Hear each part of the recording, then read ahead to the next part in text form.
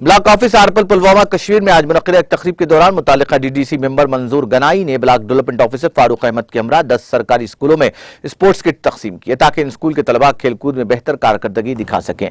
इस मौके पर डीडीसी ने बताया कि वो नौजवान नस्ल को मंशियात से दूर रखना चाहते हैं ताकि वो आगे बढ़े। उन्होंने मजीद कहा कि बच्चे भी चाहते हैं कि उनके लिए खेल मुकाबले मुनक्किद किए जाएं क्योंकि उनमें काफी महारत पाई जा रही है। वहीं बीडीओ फारूक अहमद ने बताया कि आरिपुल में मौजूदा पंचायतों के अंदर खेल गाह तामीर किए गए हैं जबकि मजीद मुकामात पर भी काम शुरू होगा।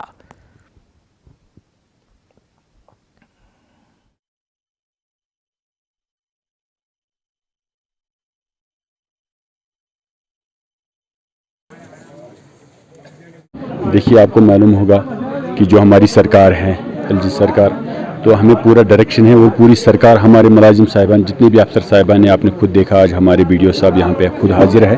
तो फोकस यही है कि हमारे बच्चे गलत काम से बच्चे ड्रग्स की तरह ना जाए।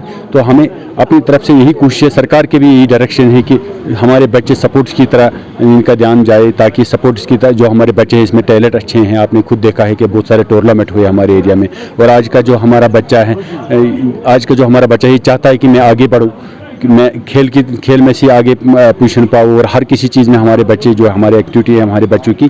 तो आपने दिन ब दिन देख रहे हैं कि हमारे बच्चे जो है इनकी अच्छी टैलेंट है। आप परसों भी देखा जो यहाँ रन था JNK पुलिस की तरफ से, हमारे जो गुर्जर कम्युनिटी के लोग हैं उन्होंने फर्स्ट पोजीशन पाई।